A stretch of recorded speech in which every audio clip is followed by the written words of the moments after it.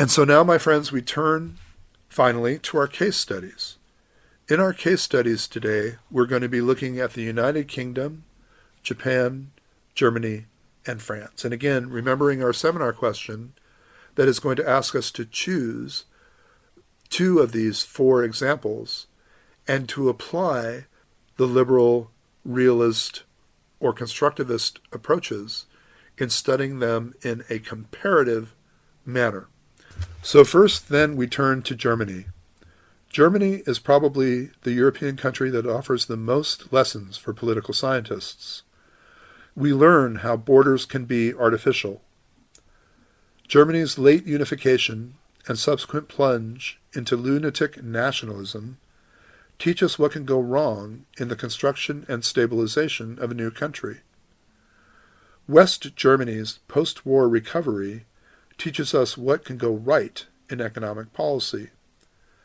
Even better, its post-war constitution teaches us that with a few deft reforms, like a hybrid voting system, constructive no confidence, and 2+ party system, an unstable country can become quite stable. Germany's electoral system that we are about to discuss, where voters pick one party plus one individual, is especially instructive in exploring the advantages and disadvantages of single-member districts and proportional representation. Yes, it is possible to combine the two, and Germany's recent reunification teaches us how expensive it is to combine two very different systems. We're talking about the reunited Germany, right? The Federal Republic of Germany, that which came after the reunification of Western Germany and Eastern Germany. Germany has a population of 82 million. It is the most populous country in Europe except for Russia, and 68 million of those 82 million lived in what is the former West Germany. Its area is about 3 times that of Mississippi. Britain is about 2/3 the size of Germany, and Germany is about 2/3 the size of France. Germany is a world power. It is the 4th largest economy in the world, only behind the US, China, and Japan, and it is, without reservation, the largest economy in Europe. We remember its historical legacy in that Germany had a late development as a nation state, at least in relation to the other Western European nation states, and even that of Russia.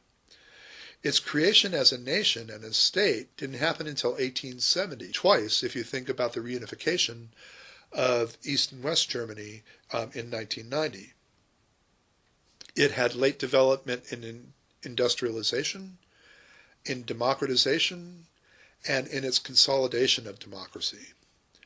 Its remarkable achievement is in its post-war economic development and in its post-war democratic consolidation. In building the nation-state, we harken back then to the Second German Empire of 1871, or the first original German unification. It was marked by industrialization, but was devastated in World War I that happened between 1914 and 1918. Following World War I, the institution of the Treaty of Versailles that closed World War I instituted what is known as the Weimar Republic of 1919.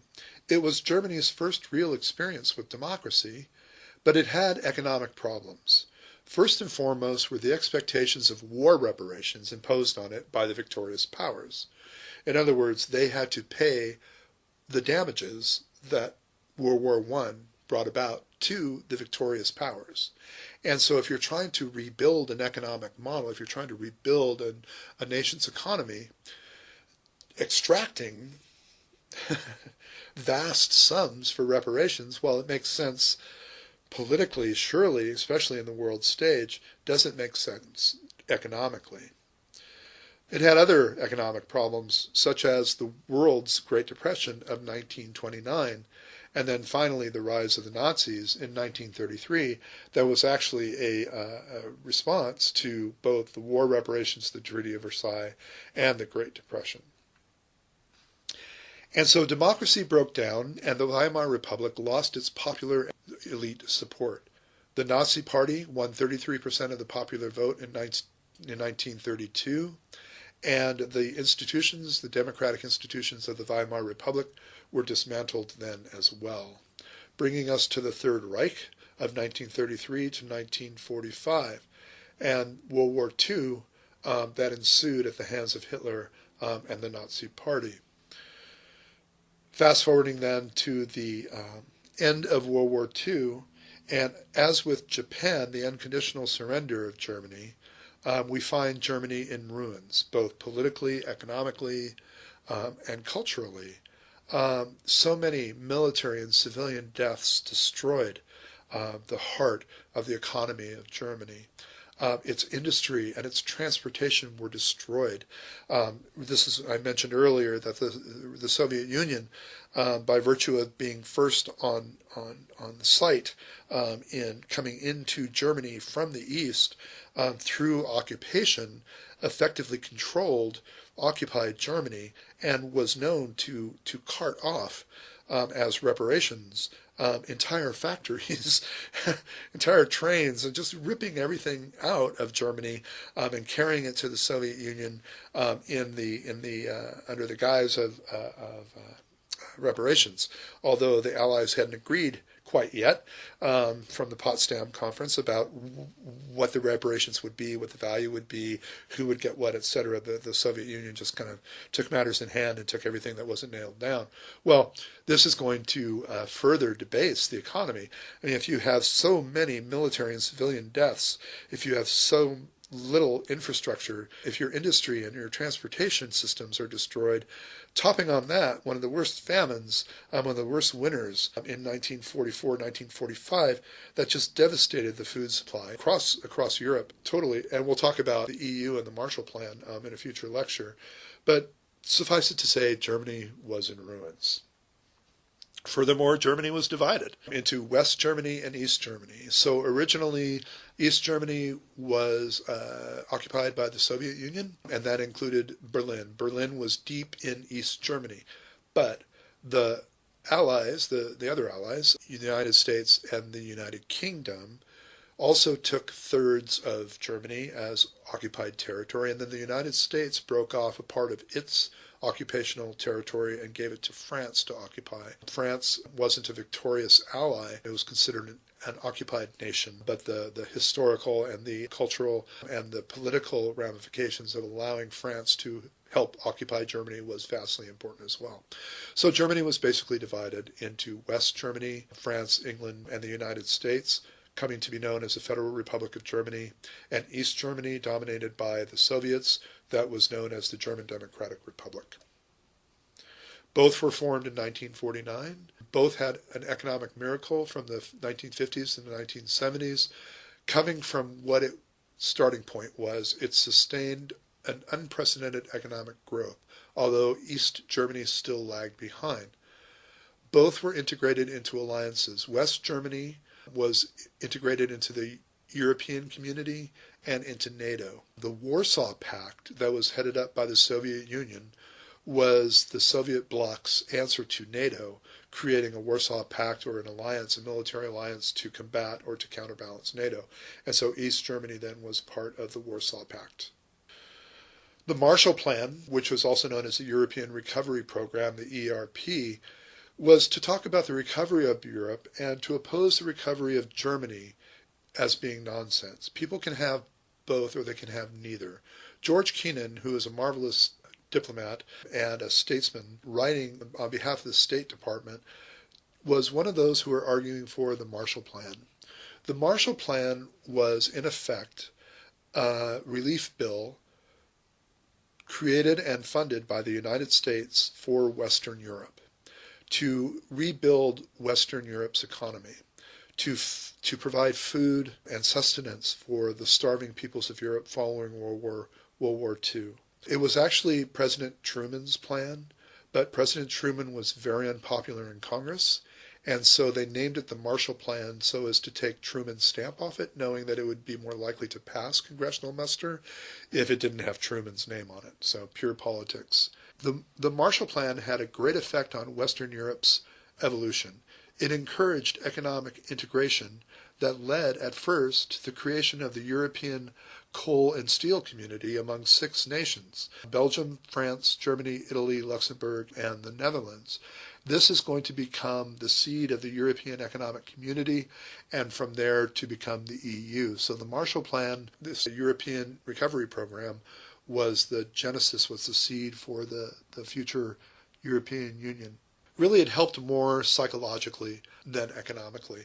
People were starving, they were homeless, they needed immediate sustenance, immediate support, and it was also a way for the United States, through relief and through foreign spending, to actually make friends with Western Europe and to be seen as partner and helper of Western Europe. Why I mention this is Western Germany took part in the Marshall Plan, whereas the Soviet Union, decrying the Marshall Plan as a capitalist plot, shied away from participating in the Marshall Plan. And so the economic recovery stimulus that came to Western Germany did not come to Eastern Germany, causing a pretty serious demarcation between the two.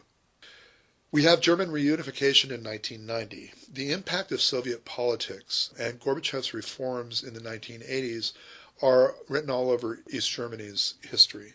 The GDR opened the Berlin border in November of 1989. The GDR's first re-election, this is Eastern Germany, was in March 1990, and the reunification with the Federal Republic of Germany occurred in October of 1990. So we have a reunification of Germany in October of 1990.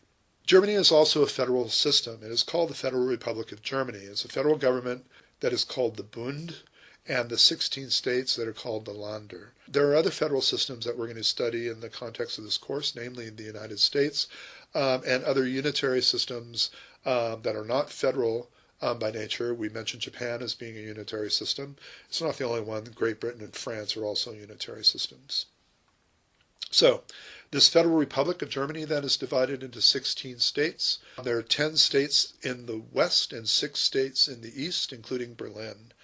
Obviously, there are differences in historical traditions, social structure, dialect, and economy. So we have state jurisdiction then in education, culture, law enforcement, and regional planning, and it has more governmental overlap in the United States. So I was going to suggest that state jurisdiction in education, culture, law enforcement, and regional planning is very similar to that we find in the United States. Unsurprising then that to some extent the German constitutional system would be modeled on that of the United States, but there is more governmental overlap than in the U.S. It is a parliamentary system. There is a central institution of the federal government, the parliament. It's a bicameral or 2-chamber parliament with a lower house, the Bundestag, and the upper house, which is the Bundesrat. There is a chancellor who is a chief executive. Angela Merkel, as we know, is the chancellor right now. There is also a president who is a head of state and performs more of a ceremonial role than an active political role. In the bicameral parliament, the Bundestag is the primary legislative body. It has 669 deputies and is directly elected by the people.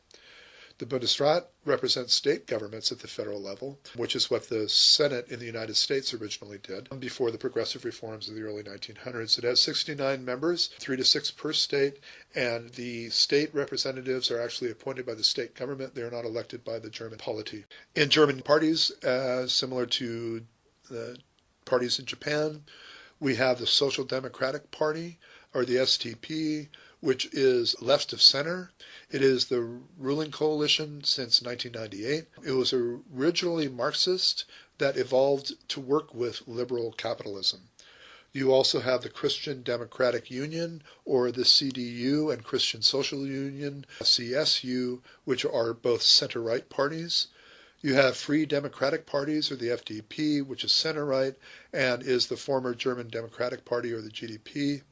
You have Alliance 90 and the Greens, which are a combined party, which are the West and East Greens who merged in 1990, and obviously they are left. You have the Left Party, which is obviously left-leaning and populist at that.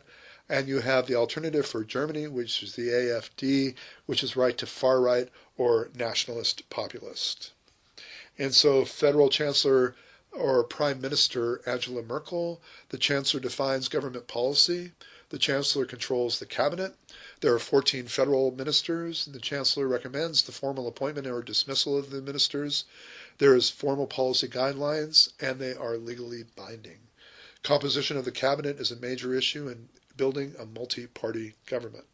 And so in building party cohesiveness between parties, coalition, having representatives of the minor parties or the minority parties on the cabinet is very important and helps provide pluralism in the system of government. The current president then of the German Republic then is the president elected by the Federal Convention, an electoral body that consists of all members of the current Bundestag and an equal number of electors who are elected by the 16 state parliaments.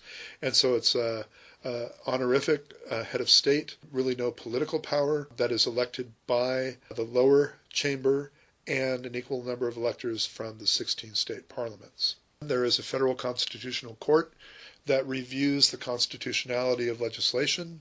It limits the decision-making power of the Bundestag. Its constitutional issues are often brought before it, including constitutional complaints filed by individuals, actual court cases referred by a lower court, and federal or state governments or one-third of the Bundestag deputies can request a review of a law. In Germany, we have state capitalism. We have the state ownership of the means of production within a state. The state has considerable control over the allocation of credit and investment. And some examples of this kind of state capitalism include corporatized government agencies and states that own controlling shares of publicly listed corporations. Now, German capitalism allows for corporatism. Cooperation between government and interest groups is an important part of corporatism, or when government and interest groups or corporations combine to help create policy on behalf, or for the nation on behalf of the electorate. Social interests are thus wise organized into organizations. A single association can represent an entire social sector, and obviously associations are hierarchically structured. Now, there are peak associations or associations that have more influence and more power than others. The two that I can best describe are the German Federation of Trade Unions, which would be similar to our AFL-CIO. It has over 8 million members and 11 unions. And so the German Federation of Trade Unions actually participating in policy development with the German government is an example of corporatism. You have Confederation of German Employees Associations, which are 80% of entrepreneurs. This represents employers as negotiating partners of the trade unions. They're the other side of the trade unions. Interest groups and their participation is an integral part of the German political process. Interest groups are actually welcomed as necessary participants in developing policy. They are formally involved in the policy process. Government contacts relevant groups when formulating new policies. They bring them in to participate in that development. They perform a formal advisory role in public administration and in the discussion and negotiation of policy plans. This is an organized capitalism. It is a unique model of combining the state and market. A social market economy, then, is an economic system based on the free market, operated in conjunction with state provision for those unable to sell their labor, such as people who are elderly or unemployed. And it often blurs the distinction between the public and the private sector. And so in a social market economy, this model was implemented after World War II in West Germany.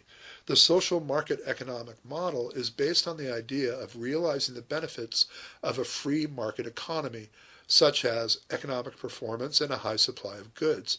But it hopes to avoid the disadvantages, such as market failure, destructive competition, concentration of economic power, and the antisocial effects of market processes.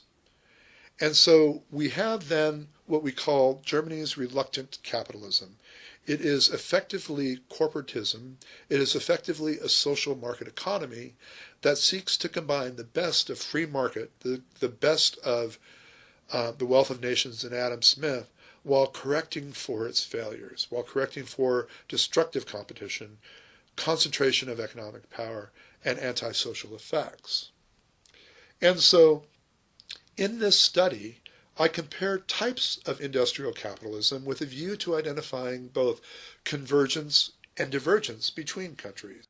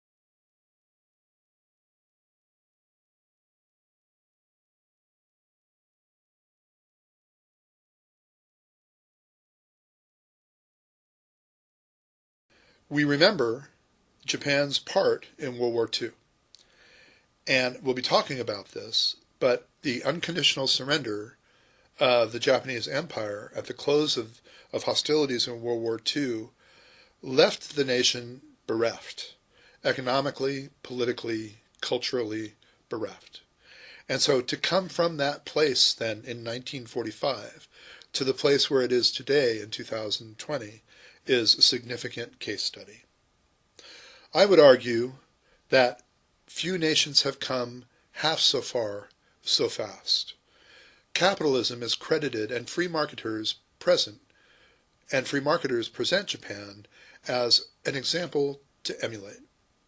75 years ago, its war-shattered economy was little more than one-third the size of Britain's. Today, the Japanese gross domestic product, this is as of 2017, the last I've been able to get, or the most recent I've been able to get, is at 4.87 trillion. So their GDP is 4.87 trillion, which nearly exceeds the combined total GDP of Britain at 2.62 trillion and France at 2.58 trillion. And the gap is certain to widen still in the years ahead. Looking at Japan geographically, Japan is a little bit smaller than Germany and a little bit bigger than. If we look at Japan in its area, Japan is a little bit larger than Germany, but a little bit smaller than California. There are 5 major islands of the Japanese archipelago. Its population is 127 million, or about 4 times that of California. Pretty good life expectancy of 81 years, and 18.6% of the population are 65 or above. Looking at Japanese history, we recognize it as being one of the oldest continuous monarchies, having its establishment in 660 BCE. The monarchy was supplemented by the shogunate, which was a feudal military dictatorship under the emperor, a very weakened emperor, from 1185 to 1867. In this era, you had a command economy of 80% agriculture. When U.S. Commodore Matthew Perry forced Japan to open trade in 1853, it fairly quickly caused what they called the Meiji Restoration, or the restoration of the power of the emperor in relation vis-a-vis to the shogunate. You saw a newly centralized government under the emperor, a new interest and influx of industrialization and trade, and Japan instituted mercantilism as an authoritarian stabilizer. In other words, mercantilism to uphold, to shore up the power of the emperor, the power of the throne. In Japan's participation in World War II, we know their invasion and annexation of northeast China, also known as Manchuria, from 1931 to 1932. We saw full-scale aggression in China by the Japanese from 1937 to 1940. And then finally in 1940, we saw their mitigated alliance with the Nazis in Germany and the fascists in Italy, creating the Axis powers of World War II, who were going to fight the Allies. And then in the Pacific War from 1941 to 1945, as we well know from Pearl Harbor, Japan invaded every country and colony in East and Southeast Asia. Following the close of the war, we saw demilitarization. Demilitarization was the intention of the United States as the victor to take the unconditional surrender of Japan and to create a new culture, a new economy, and to address the political system in Japan that had led to its militaristic nature. In doing so, then, the demilitarization following World War II purged almost all the wartime officers and politicians that had served in the Empire of Japan during the war. It disbanded almost all militaristic associations and parties. It prosecuted almost all war criminals, and we still have to this day a controversy with a Shinto shrine. We'll be talking about it with Prime Minister Abe here in a second.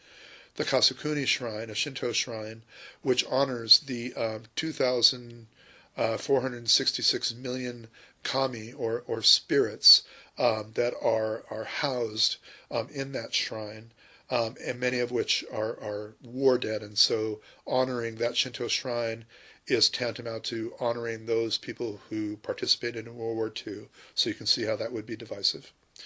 And finally, the demilitarization dismantled almost all war industries in Japan. In the 1947 Japanese Constitution, Article 9, consider the Peace Clause, suggests, quote, "The Japanese people forever renounce war as a sovereign right of the nation and the threat or use of force as a means of settling international disputes. Land, sea, and air forces, as well as other war potential, will never be maintained," close quote. So the Peace Clause in Article 9 of the 47 Japanese Constitution negates its militaristic future. That being said, doesn't mean that their economy isn't going to benefit from war. And the example that I like to give is the Korean War in 1950 to 1953. Albeit under the auspices of the United Nations, the United States predominantly became active in the struggle between North and South Korea, which was effectively an attempt by the Western powers, the United States predominantly, to contain communism. The economic turning point for Japan came with this Korean War, because Japan is going to be the ones who are going to supply Korea, to provide the war supplies to Korea. They're going to Japan are going to experience an industrial resurgence by virtue of this industrialization, and they're going to have a vast inflow of foreign currency to help pay for this supplying. So to put numbers on it, from 1945 to 1950, the growth rate of Japanese economy was 9.4%. From 1950 to 1955, their growth rate climbed to 10.9%, so a point and a half higher, or over 10%. In 1952, then, Japan's GDP, the gross domestic product, matched their pre-war high. So coming into the war then in 1940, 1941, to its conclusion in 1945 on the USS Missouri, then we have 7 years later, Japan's GDP matching its pre-war high. That is a heck of a resurgence, I'll tell you. Now, while political and military leadership in Japan were cleansed or purged during World War II, the bureaucracy was left fairly well intact, providing the foundation for today's nationalist movement in the main Japanese political party, the LDP. This is because the bureaucracy represented the aristocracy of old Japan, of pre-war Japan.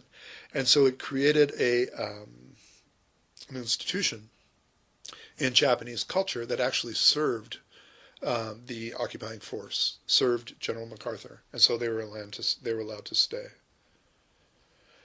Again, with the Korean War, it was a political turning point for Japan. The United States started to regard Japan as a vital link in the arc of containment against communism. Demilitarization gave way to reconstituting a military force, albeit a self-defense force. And in the General Peace Treaty in San Francisco in September of 1951, where Secretary of State Dean Acheson served as the president of the treaty conference, we remember that both China and the Soviet Union were excluded from that peace treaty. This is important because when we talk about the peace treaties closing the war in Europe, the Soviet Union's participation in those treaties significantly muddied the waters, diplomatically significantly muddied the waters, especially in Poland, in Czechoslovakia, and the Balkans. The Soviet Union's demands in closing the war in Europe didn't help. Didn't help the future of Europe. So it's important to note that China and the Soviet Union were actually excluded from this. And that helped Japan, as my point. The September 1951 treaty formally ended the occupation of the United States in 1952. It helped create the U.S.-Japan Mutual Security Treaty, and it allowed for U.S. troops and military bases to exist in Japan. In the government of Japan, we find a unitary, parliamentary, constitutional monarchy. That's a big chunk of change. We can break it down. It's unitary in that it is a type of federal model with prefectures and municipalities that help participate in government, but it is unitary in that the central government holds all the cards. It is parliamentary in that it is the parliament who creates the government. It is from the parliament that the prime minister and the cabinet arise. They are elected by the parliament.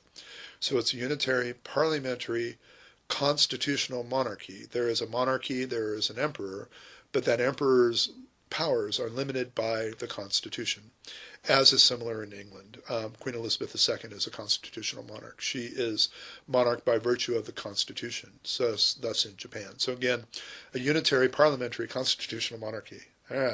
Say that 3 times fast. There are 47 administrative divisions in this system of government. We'll talk about these, but there is a cabinet, again, that is elected by the Diet, the legislature, and they are the ministers of state and include the prime minister. The prime minister himself is designated by the national Diet, the legislature, and then is appointed by the emperor, who is sovereign. Ministers of state serve at the pleasure of the prime minister, and so the cabinet, although they are designated by the legislature, serve at the pleasure of the prime minister. They work for him. They're appointed and named by the parliament, but they work for the prime minister.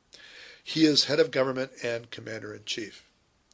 Now, all my wrangling about who works for whom is important because the Minister for Economy, Trade, and Industry has jurisdiction over Japan's industrial and trade policies, energy security, control of arms exports, and the Economic and Industrial Policy Bureau. So the Minister for the Economy, Trade, and Industry then is going to report to the Prime Minister. That person is reflective of the Diet, of the legislature, but he takes his marching orders from Abe. Shinzo Abe, the Prime Minister, took over party leadership from the populist Koizumi, who left the country with low interest rates, high annual deficit, and a promise against tax increases. Abe achieved office of Prime Minister as president of the LDP party, we'll talk about that in a second, in a shift away from traditional mechanics, a reliance on local party chapters where national grassroots movements hold sway, instead of the traditional party factional maneuvering. So, as I suggested before, populism is often destructive of institutions, while nationalism tends to harken back to a nation's glorious past.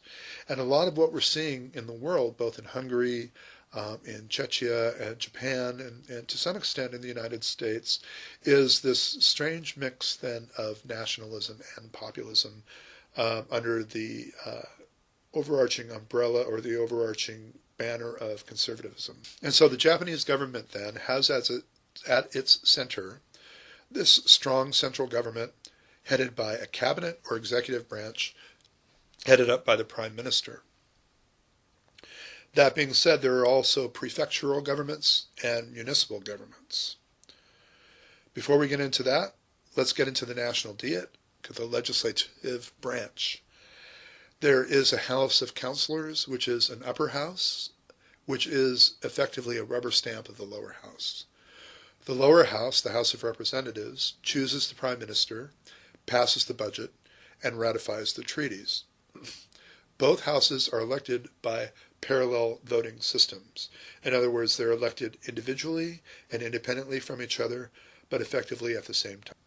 The major political parties in the House of Representatives, the preponderance, the majority of which is the LDP, as I suggested before, Shinzo Abe's party, which is the Liberal Democratic Party, LDP. It is the conservative catch-all party, and all prime ministers since 1955 have been members of the LDP. Then we have other parties as a multi-party system that include the Japanese Socialist Party, which has a subset of the Japanese Peace Party. In other words, the Japanese Peace Party is a smaller party that aligns and votes along with the Japanese Socialist Party. There's also the Constitutional Democratic Party. The Komeito aligned with NDP or the NKP. This is a religious party that is aligned with the LDP, much like the Japanese Peace is aligned with the Socialists. You have the Hoppe or the Kibo no To Conservative Party. You have the Japan Communist Party, the JCP, which is effectively anti-emperor, anti-capitalist, and anti-military.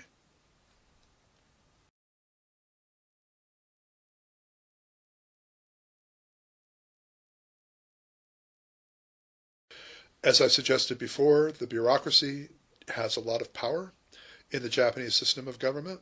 It is heavily involved in policy making by virtue of the Iron Triangle.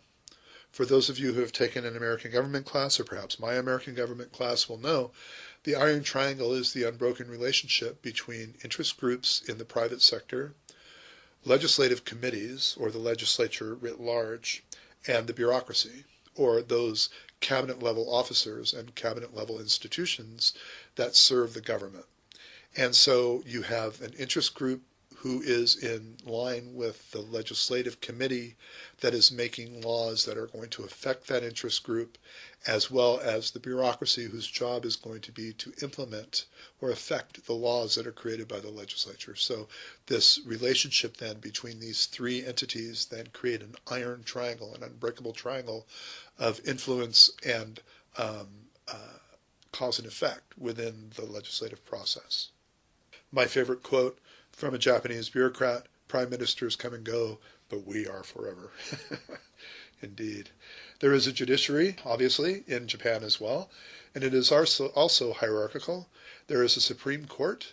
There are 8 high courts, 50 district courts, 50 family courts, and 438 summary courts or lower courts.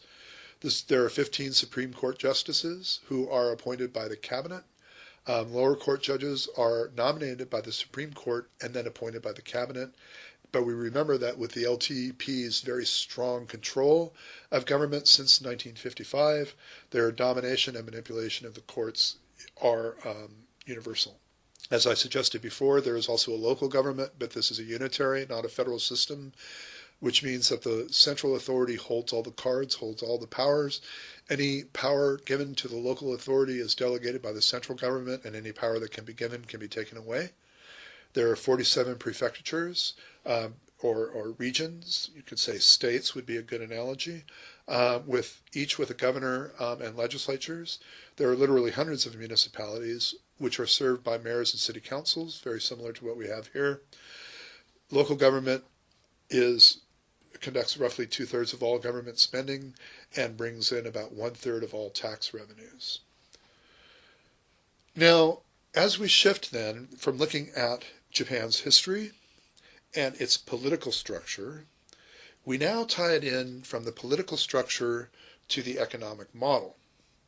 We know that Shinzo Abe, as Prime Minister of Japan, has been tasked with reinvigorating Japan's economy. As head of the LDP, this very strong party, he has very broad-ranging powers. He has the legislature in his back pocket. He is definitely working strongly with the bureaucracy, as the cabinet heads are appointed, although appointed by the legislature, serve at his behest and serve at his direction.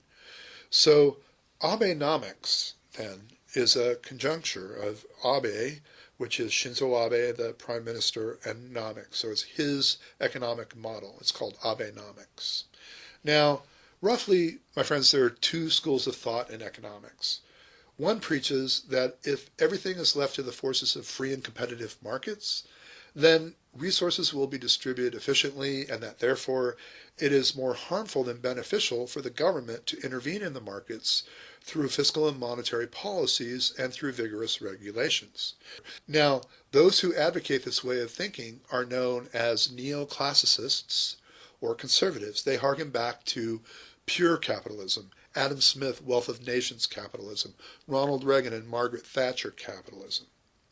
While they admit that taxation cannot be done away with altogether because the government needs money to fund public services such as defense, police, firefighting, elementary and secondary education, conservatives insist that income tax rates on individuals and corporations should be kept as low as possible, that an emphasis should be placed on indirect taxes like the consumption tax, and that social welfare should be reduced to a bare minimum in order to encourage self-help. Classic liberalism, classic, right? This role of the individual, pulling yourself up by your bootstraps. Well, obviously there's another side, right? Followers of the other school believe that it is an armchair theory to expect the free and competitive market economy to be efficient, and in that in the real world imbalances such as unemployment and instability such as economic cycles are unavoidable. Therefore, they go on to say that the government's market intervention through fiscal and monetary policies is indispensable to rectify imbalances and avoid instability. This second school is referred to as the Keynesian, right? Maynard Keynes, Keynesian or liberal school of economic theory. Concrete means of implementing the liberals' fiscal policy consist of raising and reducing taxes, increasing or decreasing investment in public works projects, enacting progressive income taxes in order to transfer a portion of the income from the wealthy to the poor. That should sound familiar, right? That should resonate. And making publication free of charge and getting the government to pay part, if not all, of medical expenses. As for monetary policy, liberals try to cool an overheated economy or to buoy the economy through the manipulation of interest rates by the central bank. In the United States, that would be the Fed. In Japan, it's going to be the Bank of Japan. So the ultimate goal of the liberals is to attain a fair and equitable society under the slogan of full employment, eradication of poverty, and the relief for the socially weak and environmental protection. Not a bad goal. We can see how both these schools of thought have the country's best interest at mind, the best interest at heart. They just think that will come about differently, right, from different models, whether a conservative or a progressive model. In the United States, the Republicans tend to push economic policies of the conservative school, and the Democrats tend to prefer those of the liberal. In Britain, the conservatives follow the economic policies of the conservative school, and the Labour Party follow the more liberal school. In Japan, Prime Minister Nakasone and Koizumi, the predecessors, the prime ministers prior to Abe, followed the policies of the conservative school. Under his favorite theme of carrying out administrative reform, Nakasone turned the nation towards small government and succeeded in privatizing the Japanese National Railway, the Nippon Telegraph and Telegraph Public Corporation, and Japan Tobacco and Salt Public Corporation. Koizumi pushed the slogan of structural reform and enforced derogatory measures and privatized the three branches of the nation's most postal service operations: mail, savings, and insurance. Both Nakasone and Koizumi were genuine conservatives. Although they followed free market ideologies in their economic policies, on the political front they were second to none in honoring tradition and order. Indeed, they never gave up the idea of paying homage to the Japanese war dead at the Yasukuni Shrine that I referred to before. During its reign of power for 3 years and 3 months, from September 2009 to December 2012, the Democratic Party of Japan did not make clear its liberal posture. On the contrary, the DPG made the blunder of betting its political life on the most non-liberal legislative bill to raise the consumption tax rate. What the DPJ had expected to do was run government devoted to sustainable economic growth, the elimination of income inequality through tax reform and fiscal spending, the eradication of regional disparities, free education, and environmental protection. The failure to live up to these expectations shortened the life of the DPJ administration and lowered the party's approval rating, which is now below 10%. In other words, they failed, and they failed miserably. Bold monetary policy constitutes the first arrow of Abenomics. This policy consists in the Bank of Japan setting a target of achieving an annual inflation rate of 2% within 2 years and making unlimited purchase of government bonds from banking institutions. An increase in the monetary base attained through this step would firmly embed inflationary expectations in the minds of the public, thus stimulating household spending on consumer items and investment in housing, and business spending on capital investment. In fiscal 2013, consumer prices rose by 0.4%, and in the ensuing fiscal year went up 2.7%, which was still less than the pre-percent point increase in the consumption tax rate. For fiscal year 2015, consumer prices were projected to rise by less than 0.5%. At the end of 2015, national bonds in the hands of the Bank of Japan ballooned to nearly 30% of the nation's outstanding government bonds. Moreover, the central bank had started purchasing investment securities issued by the Japanese Real Estate Investment Trust in an attempt to put the brakes on falling land prices. The central bank has also begun buying exchange-traded funds, or ETFs, to shore up the stock market. Needless to say, both are high-risk assets. The easy money policy of unconventional dimensions, as Board of Japan Governor Kururu calls it, has had the immediate impact of raising stock market prices and lowering the value of the yen against the dollar. High stock prices have prompted the wealthy to spend money on high-price items, while the cheap yen has served to boost sales and profits of export-oriented corporations. The cheap yen has also led to a sharp increase in the number of foreign visitors to Japan. Their annual inbound consumption, estimated to reach between 2 and 3 trillion yen, has served to make up for sluggish consumption by Japanese households. All told, however, the prevailing economic situation in Japan is undoubtedly far from the virtuous circle envisioned by the government and the Bank of Japan. That the easy money policy of unconventional dimensions would create inflationary expectations among the public, stimulating domestic demand, and eventually leading to inflation and thus economic growth. The second arrow of Abenomics is called flexible fiscal policy, and it has not lived up to its reputation either. Nor has anything remarkable emerged from the growth strategy to encourage private sector investment, which constitutes the third arrow in the 3 years since Abenomics made its debut. From the outset, American Keynesian economists like Paul Krugman have highly praised Abenomics.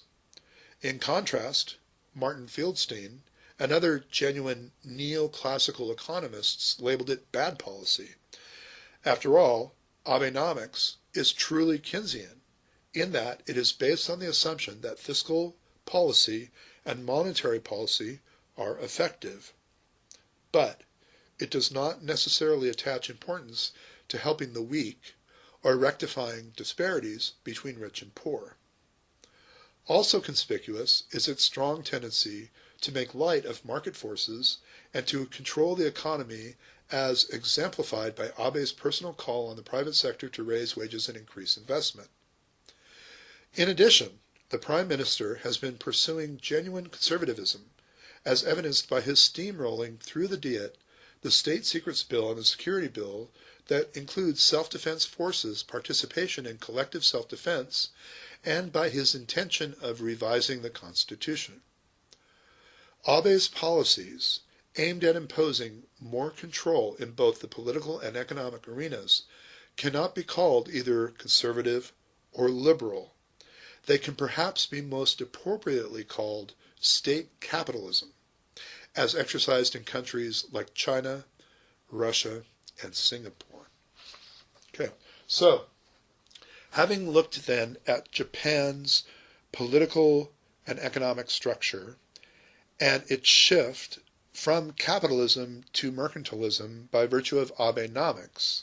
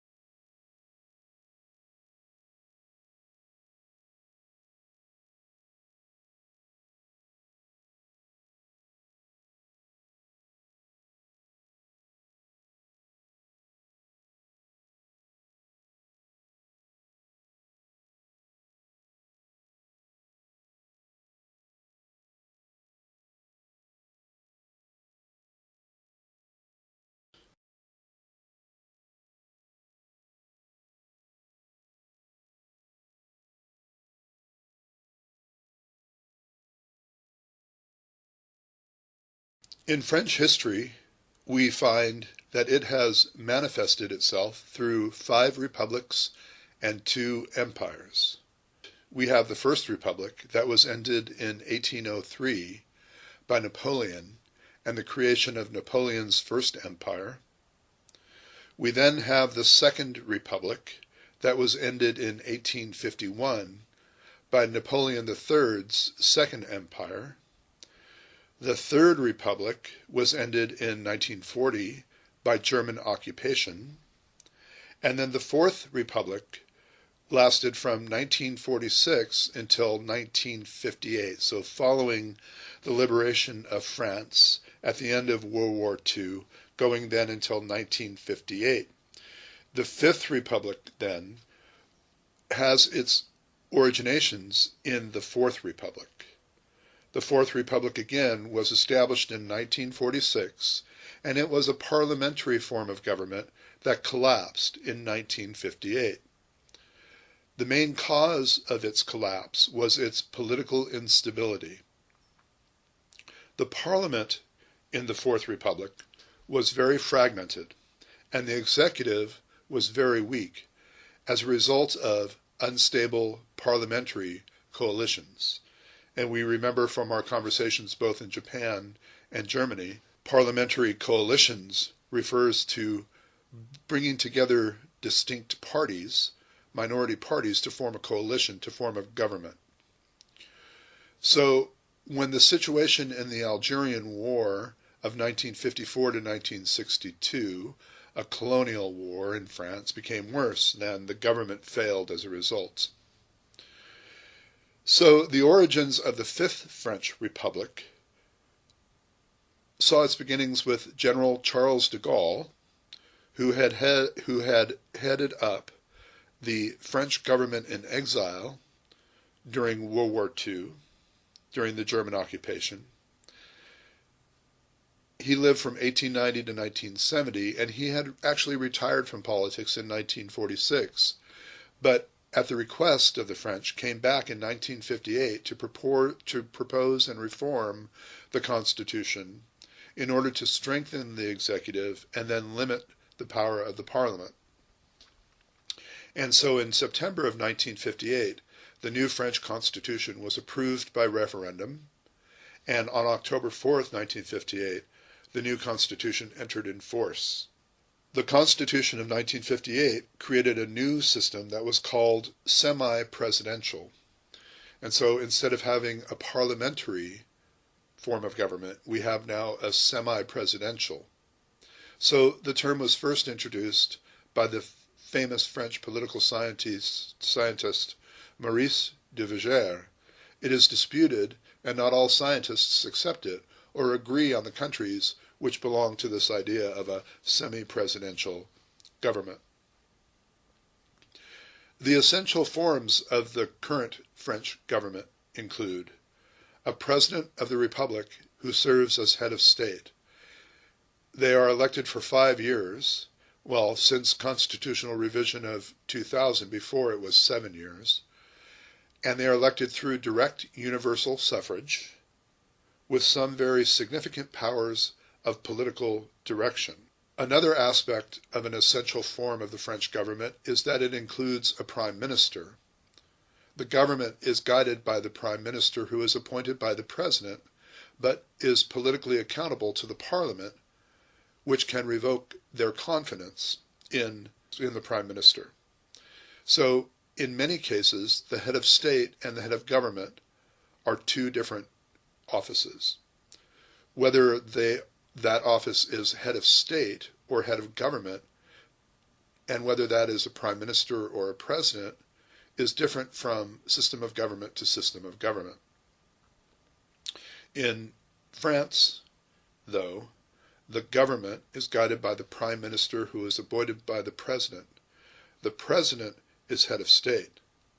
The prime minister, ostensibly, is head of government. There are other essential elements to the French form of government. It is a system of distribution of executive power that implies a sharing of political functions between the head of state and the head of government, and therefore doesn't exclude the possibility of a political conflict among them about the exercise of that power.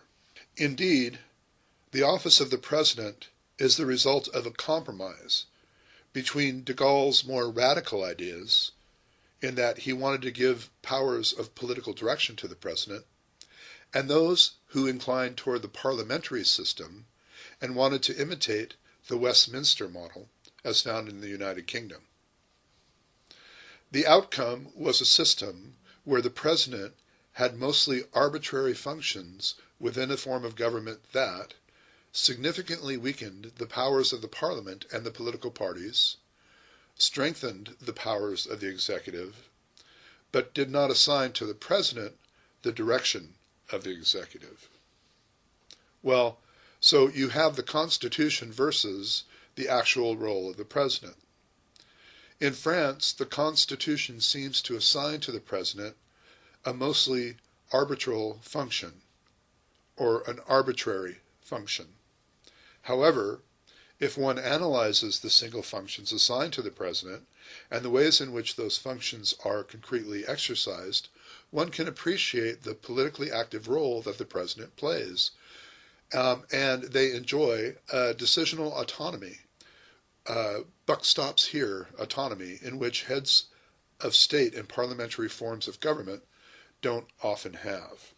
The president controls the government according to the French Constitution in Article 9. It is the president and not the prime minister who presides at the Council of Ministers and decides the agenda. The president has the power to dissolve the National Assembly. This is found in Article 12. And the only limitation is the prohibition to dissolve the assembly in the year following the elections. And the president has the classic powers as head of state. Other powers of the president are similar to those assigned to heads of state in parliamentary systems, such as signing ordinances and governmental decrees, appointing some categories of civil and military officials, accrediting foreign diplomats, granting pardon, and addressing the parliament. we know that really the president controls the government.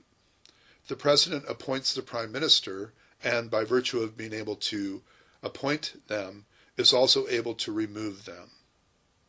So the president then has the control of government. Even though the prime minister ostensibly controls government, the president controls the prime minister, therefore the president controls the government. The interpretive praxis imposed since 1959 by de Gaulle assigns to the president a real power of revocation of the prime minister and therefore of the government. And so, to recap then, the president's power is as head of state.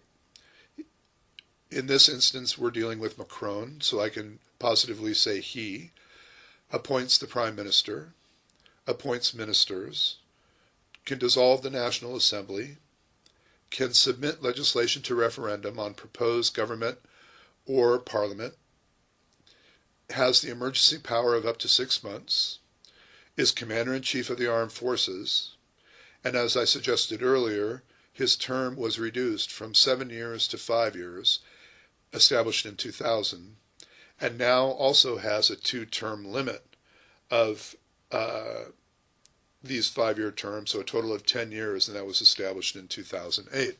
The French government also allows for the possibility of a referendum. And these are 2 presidential powers that deserve particular attention.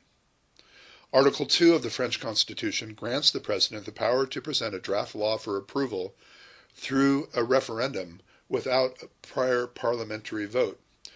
So, in other words, the people can approve a law proposed by the president directly to their referral without having parliament in the process. The matters which may be the object of a referendum regard the organization of the public authorities, the ratification of an international treaty that may affect the functioning of state institutions, any reforms of the economic, social, or environmental policy of the nation, and reforms of the relative public services.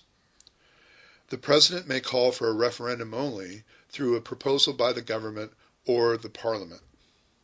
The procedure can be used by the president to bypass a hostile parliament, obviously, with the necessary support of the government behind him.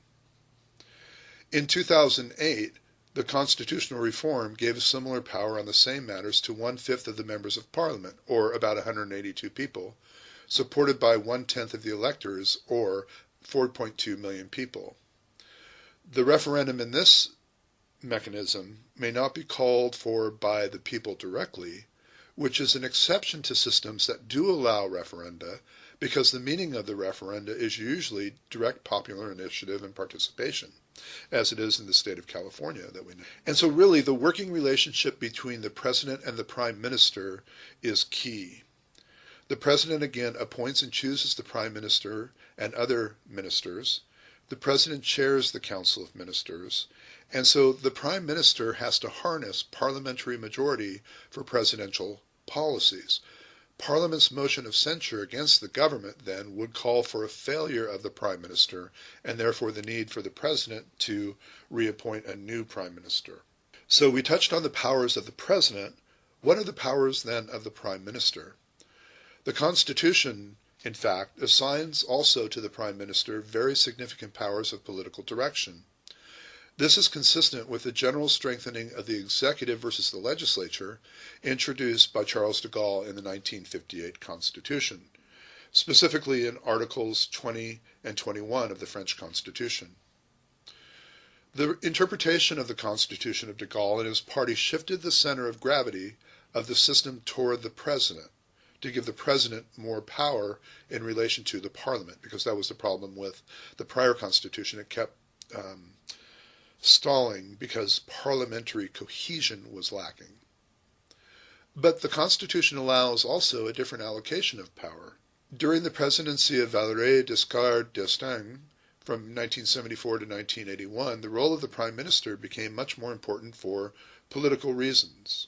Insofar as the legislature is concerned, as we've touched on a number of times, the 1958 French Constitution restricted the power of Parliament in the Fifth Republic.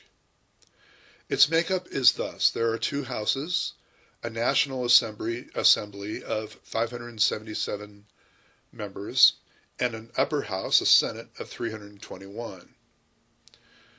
Senators are indirectly elected by an electoral college. This is representative of less than 50,000 people. They are selected by municipal, departmental, and regional councils, and rural constituencies are often overrepresented. The Senate can initiate legislation. The Senate must consider all bills adopted by the National Assembly. If the two houses disagree, government can appoint a joint committee to try to resolve those differences, or government can resubmit the bill to the National Assembly for a definitive vote. Then this more representative, this broader, ostensibly lower chamber, the National Assembly, in which there are 577 deputies, each elected by a single member constituency through a two-round voting system. Thus, 289 seats are required for a majority in the National Assembly. The Assembly is presided over by a president, currently Richard Ferrand, nominally from the largest party represented, assisted by vice presidents from across the represented political spectrum. The term of the National Assembly is 5 years. However, the President of the Republic may dissolve the Assembly, as we've talked about before, thereby calling for new elections, unless it has been dissolved in the preceding 12 months. The judiciary in France is a little different from that in the United States. France has no tradition of judicial review. Until 1958, courts determined guilt or innocence of individuals accused of crime. It also has now a constitutional council. The council examines legislation and international treaties and decides whether or not they conform to the Constitution. In the bureaucracy of France, we find civil servants in which political parties, the National Assembly, the cabinet, and big business are dominated, usually by former civil servants. They call this the Grand Corps, the bureaucracy. The recruitment process for elites invariably includes an education in one of the more grand schools, Ivy League schools, particularly the École Nationale d'Administration and the École Polytechnique. I'm sorry, my French is just awful. You'll have to forgive me. The Grand Corps is a highly competent, well-educated group of administrators. The elite is highly integrated and plays a major role in decision-making in and outside of government. This slide shows a schematic of the government as it's been described heretofore. You can pause the lecture at this point to kind of review it and see where these different elements fit in and how they flow to each other. In speaking to the economic, social, and geographical characteristics of France and how that contributes to its political economic expression, French political culture is generally influenced by economic, social, and geographic characteristics, obviously, of France. France is densely populated with an approximate population of 57 million. Although the typical French citizen lives in an urban area today, the agricultural areas of France do remain strong. Social and economic gaps exist between Parisians, those who live in Paris, and the rest of the country, with per capita income in Paris about 60% higher than those in the rest of the country.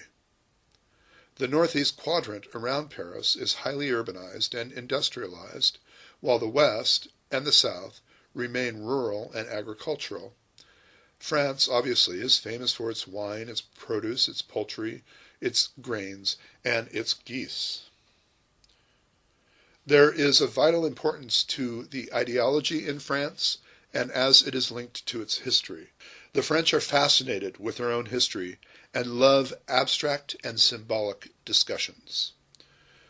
They have their roots in the days of the absolute monarchs, when intellectuals and the bourgeoisie had no status, and in response to their demands, the monarchs gave them the right to discuss abstractions freely.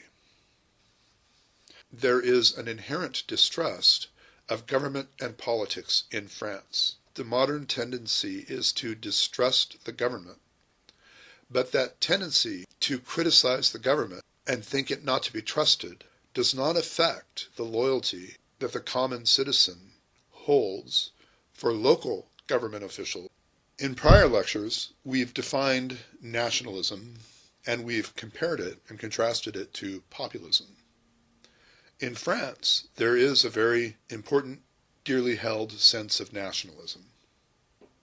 The legitimacy of the government is based largely on a broad-based sense of nationalism, a pride in France, a love of its history, and an instinct to preserve French culture that is alive and well in the hearts of most French citizens. So, despite the conflict and disagreements in and among the French political culture is held together by this very important sense of nationalism. There has been in the past very conflictual political culture, an agreement to disagree. The division in political opinions into left and right is nothing new to France. It goes back to the French Revolution and remains an important force today.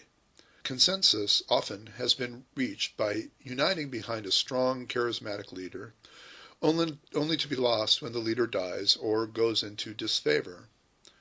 Cycles of consensus, followed by alienation, seem to be typical of the French political culture. Now, this conflictual political culture is going to come into play very definitely when we talk about our seminar question, when we reintroduce our seminar. And so, in society and politics, there are divisions in France. Divisions between the middle class and the working class, between the rural and the urban, between religious and non-religious, and between the native French and immigrants. In the political parties of France, we find a multi-party system, and we know until the Fifth Republic, parties have been weak and unstable, with party membership being relatively low. As in the United States, very few voters are actually members of political parties. Currently, the parties have stabilized and appear to be forming long-lasting coalitions than those they experienced in the Third and Fourth Republics. 5 major political parties still are very important in determining policy and defining voting behavior.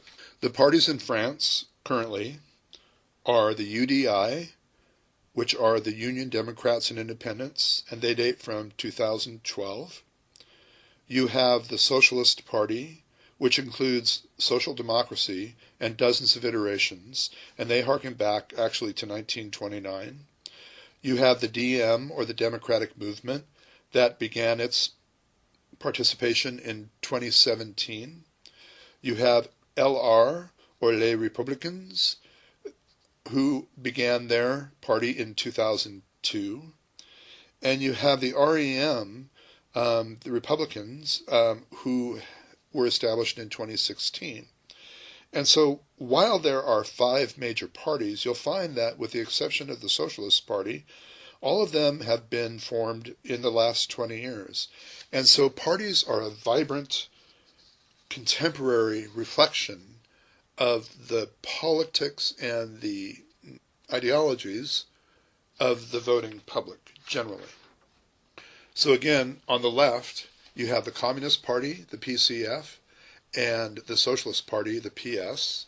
And on the right, you have the Rally for the Republic, RPR, the Union for French Democracy, UDF, and the National Front. Interest groups in France are numerous but weak. They're fragmented. The most powerful ones tend to be the unions. The strongest one, the CGT, the General Confederation of Labor, is affiliated with the Communist Party. The CFDT, the French Democratic Confederation of Labor, actually began as a Catholic union, but dropped its ties to the church during the 1970s and now has closer ties to the Socialist Party. The Workers' Force is the most moderate of the 3, but also has some connections to the Socialist Party. Now again, this is going to become important because if we're talking about determinism and structuralism, we're really talking about, in great effect, socialism and the effect of Marx on socialist ideology. In public policy in France, there is a powerful combination of a strong executive, then, firm parliamentary majorities, and an integrated, competent political elite. In recent years, however, the regime has faced serious problems in adapting to the growing importance of international forces that have weakened the economy and the political system.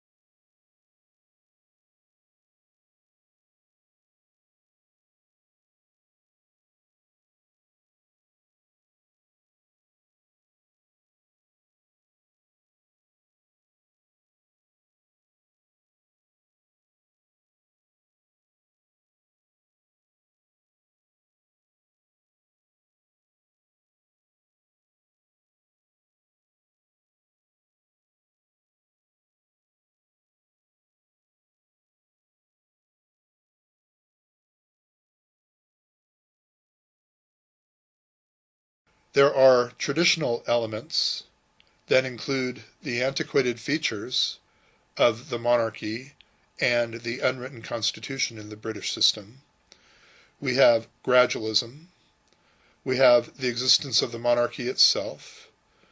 We have the existence of the House of Lords and the role of Parliament.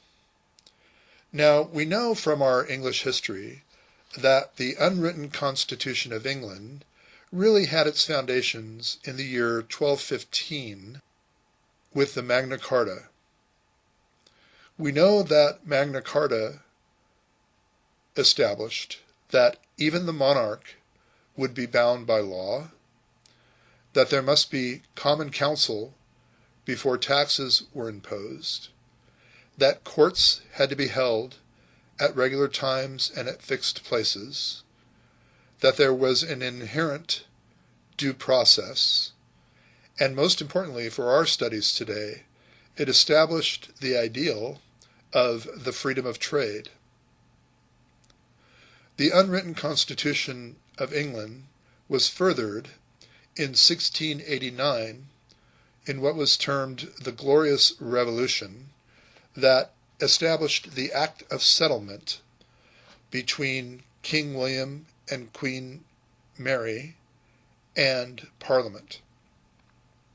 In this, it established parliamentary supremacy as the final say in establishing law in England. Now, which isn't to say that the king or the queen doesn't, in theory, have the absolute and judicially unchallengeable power to refuse their assent to conventions or laws. Nevertheless, the Parliament is supreme, even though the king or queen is sovereign. These are the unwritten rules of the British constitutional system, furthered by what we call a nomocracy, N-O-M-O-C-R-A-C-Y, nomocracy, that is the rule of law. And so the British parliamentary system then establishes the supremacy of the rule of law as established by Parliament. And so these unwritten rules forming the Constitution in England are really broken down into law. And this includes the Prime Minister, their functions and how they're appointed. Again, the fact that the king or queen, in theory, has absolute, judicially unchallengeable power to refuse their assent.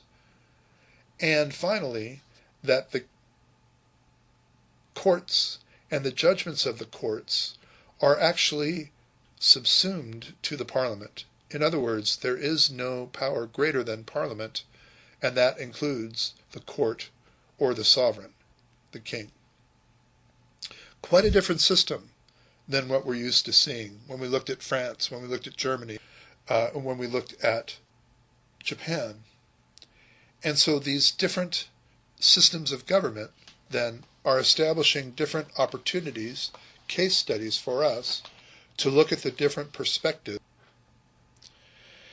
So then, going further into our British Constitution, we turn to the role of the monarchy. The Queen, the monarch, the rule of one, must give royal assent to all legislation passed by both houses of Parliament. The Queen opens Parliament and dissolves it, and formally makes treaties with foreign states, creates peerages, makes many top appointments in civil service, is the head of the armed forces, and ostensibly the head of the judiciary. Now, the monarchy in Britain, as we know, is an indigenous institution, because since prior to it, the Angles and the Saxons were based on chiefdoms or on principalities. In the original heptarchy of East Anglia, Mercia, Northumberland, Kent, Sussex, Essex, and Wessex, the kings were originally elected and weren't hereditary. Kingship was the central institution around which the Constitution grew. Now, this suggests there is common law, or the customs of the people, that are going to be establishing this monarchy and this system of government that rose in England. As we said, the king was limited in his acts by a steadily growing body of customs and agreements such as Magna Carta. We know that the shires, which are called counties after 1066 in the Norman invasion, were the local jurisdictions under the king whose main job was making war. The significance of this general scheme of local government lies not in its modern survival, as in the formulation of an intractable habit of local autonomy as a convention. And remember, convention and custom are at the heart of constructivism. So looking at the formation of these habits, local autonomy as a convention, is at the heart of our study of constructivism. With the monarchy, we know that they're constitutionally bound to take the advice of their prime minister. The Queen must sign her own death warrant, they say, if two houses of Parliament unanimously send it to her. The last sovereign to actually refuse to give royal assent was Queen Anne in 1707. The Queen's role in establishing government would be heightened if, in a general election, it produced no clear majority for a government to be formed. Looking at the structure of the British government, then, we're drawn to the Parliament in the House of Commons and the House of Lords. We see the executive with Her Majesty's government, i.e. the Prime Minister. We see the judiciary, or the UK courts of law. And finally, we see the Crown, the personification of sovereignty, the monarch. Insofar as the British Parliament, in the British Constitution, the British Parliament is noted for its form and for its antiquity. They call it the mother of all parliaments. It was the first established parliament that still continues to this day. There is, in running the parliament, a combination of statutory law, common law convention, and authoritative interpretations of the statutory law and the common law. The British system is held together by the Parliament, which, in theory at least, has the power to repeal any law it likes. And constitutional changes created by the Parliament tend to be very long-lasting. Again, the British Parliament is referred to in the Westminster model, or what is established at Westminster, which includes the ideals of parliamentary sovereignty, parliamentary democracy, the existence of a cabinet government, which is the center of British politics, that formulates and presents policy to the Parliament. The cabinet government is the supreme ruling body of the executive branch, and together they have collective responsibility. So again, the British Parliament establishes the cabinet government, the Prime Minister, and the different cabinet-level officers, the different secretaries, the Foreign Secretary, the Home Secretary, the Treasury Secretary. And then collectively, this government is responsible to the Parliament as a collective. So it's not just the Prime Minister that is responsible. It is the Prime Minister and his cabinet. Looking then further into the British Parliament, we see primarily three overriding principles. There is no area that Parliament can't make law about. It is supreme. No other body can negate parliamentary law, as I suggested earlier. That includes the courts and the sovereign. And the Parliament can't restrict, by law, by legislation, the actions of any future parliaments, because that future parliament, at that time, must be supreme. The British Parliament is made up of two chambers, the House of Commons and the House of Lords. The House of Commons, most commonly equated to the United States House of Representatives, represents constituent interest, examines and passes legislation, and scrutinizes the activities of the government. We will go further into the House of Commons in a moment. With the House of Lords, which we will also go into further, we understand that it processes and revises legislation, that it acts as a check on the parliamentary government, the Prime Minister and the Cabinet, that it provides a forum of independent expertise, and does act as a final court of appeal from the judiciary, So as cases come up through the judiciary, the House of Lords acts as a final court of appeal.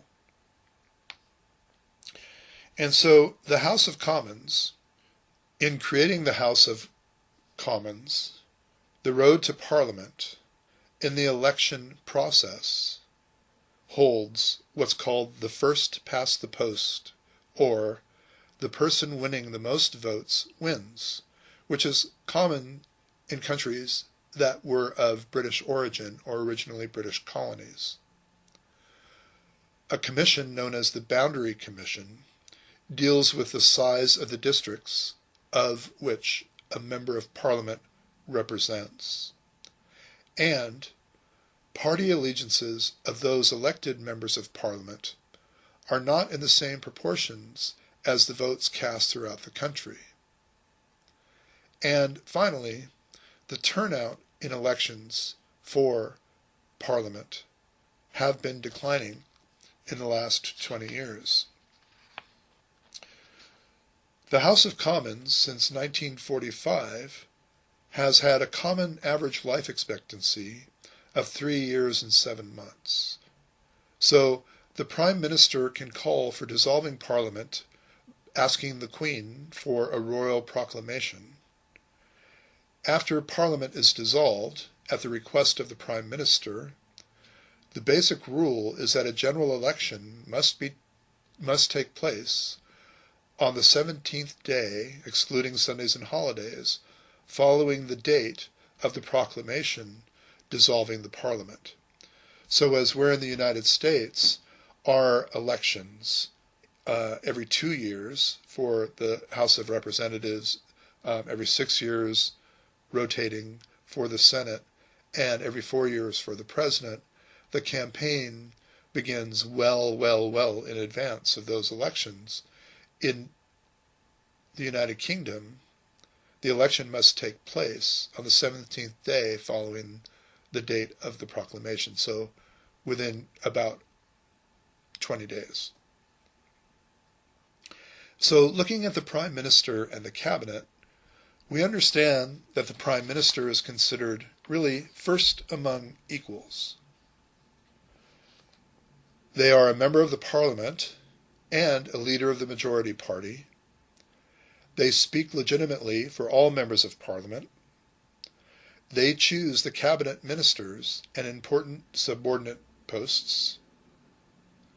They make decisions in the cabinet with the agreement of the ministers. They campaign for and represent the party in parliamentary elections. And they shape cabinet decisions into legislative policy. So that is the role of the Prime Minister in the government. Insofar as the cabinet, the collective cabinet, is the center of policy making in the British political system. As leaders of the majority party, they are elected by the people, and they take collective responsibility for making the policy of the country. The most important cabinet-level officers are the Foreign Office, the Home Office, and the Chancellor of the Exchequer. So the Foreign Office, the Foreign Secretary, would most closely relate to our Secretary of State.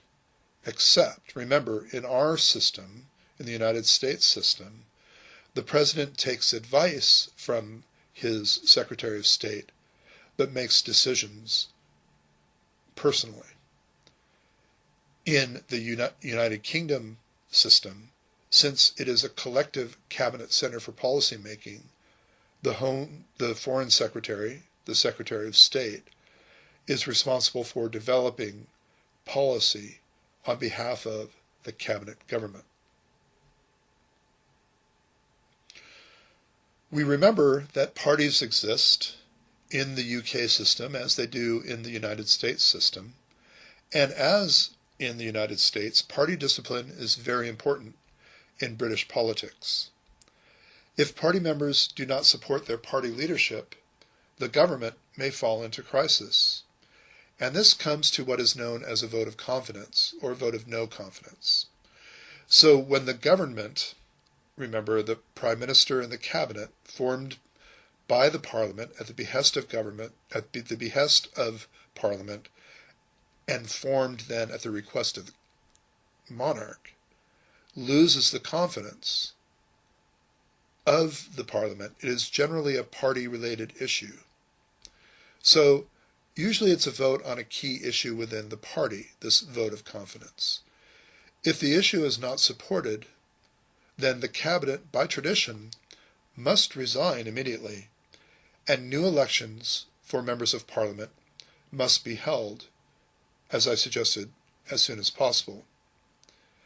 This is usually avoided by settling policy differences within the majority party membership, so it never quite comes to that vote of confidence or no confidence.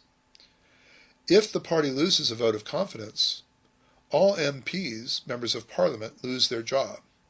So there is plenty of motivation to vote along the party line. In the upper chamber, the House of Lords, unlike members of Parliament, Lords are unelected and unpaid, obviously except for certain allowances to cover attendance, which is voluntary.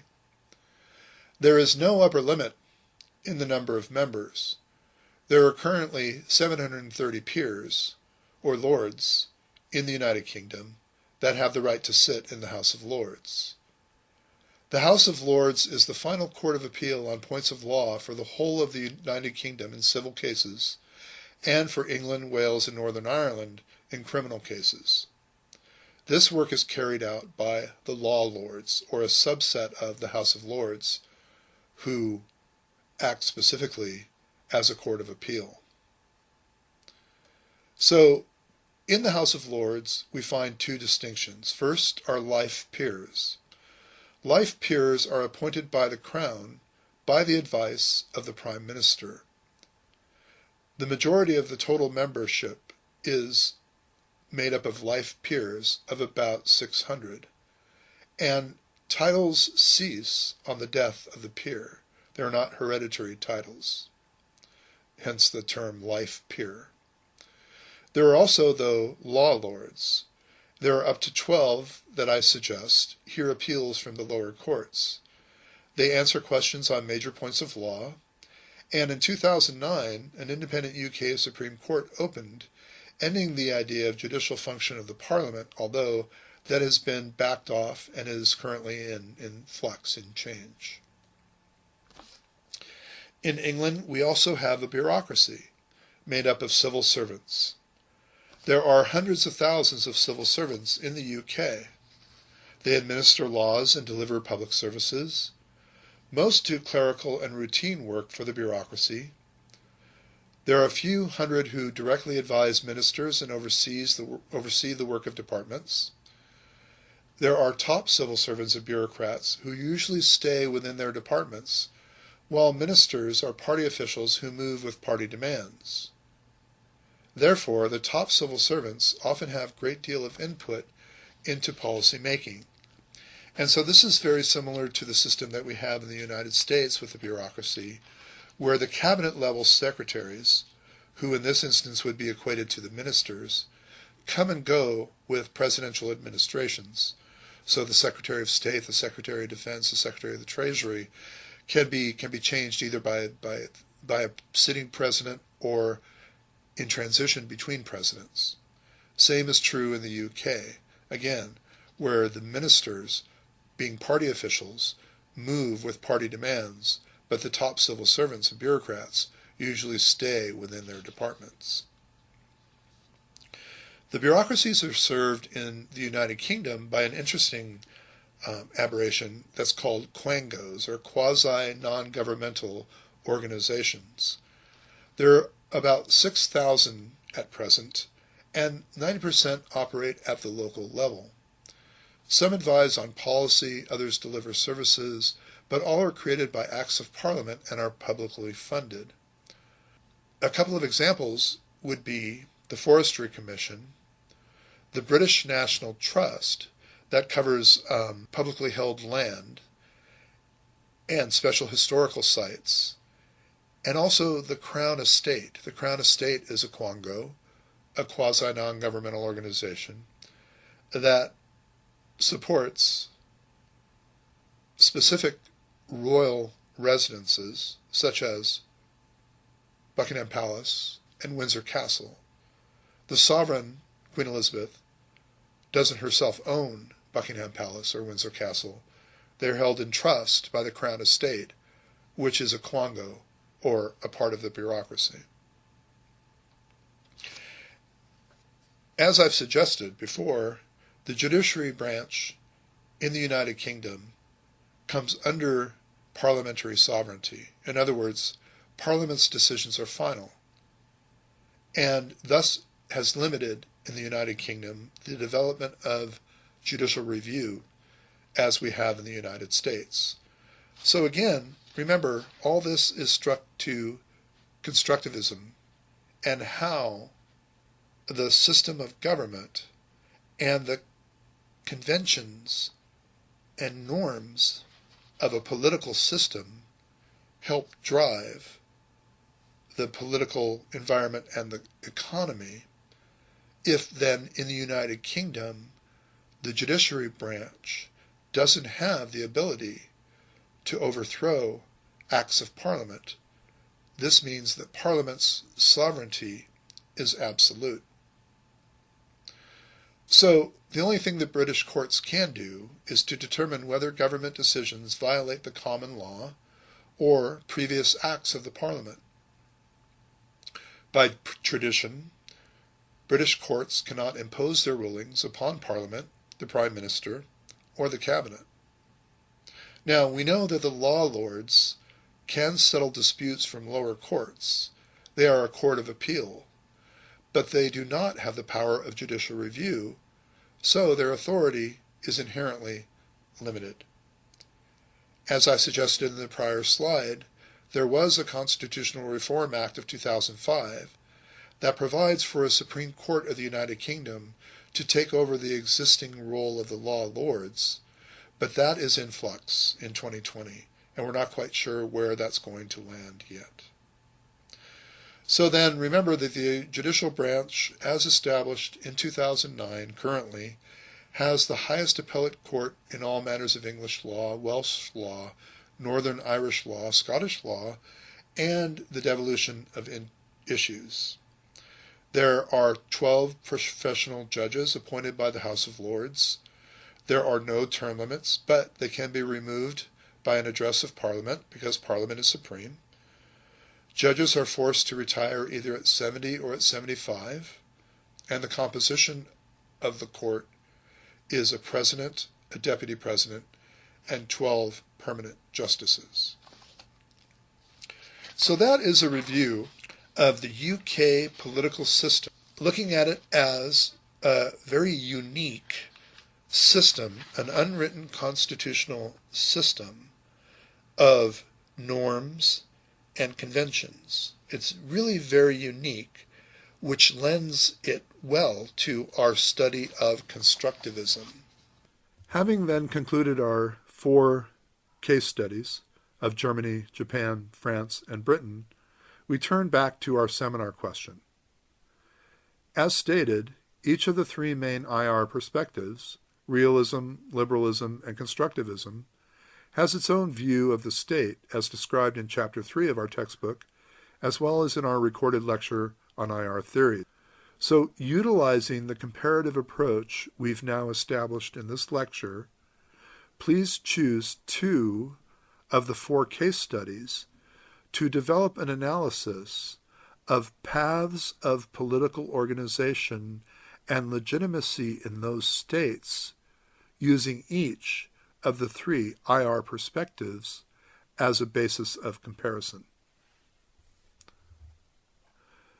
Again, this is Mike Corrali for the International Relations course online. Today's lecture has been linked to Chapter 5, titled The State and the Tools of StateCraft, in our textbook, Essentials of International Relations, by Karen Minkst. Thank you and have a great day.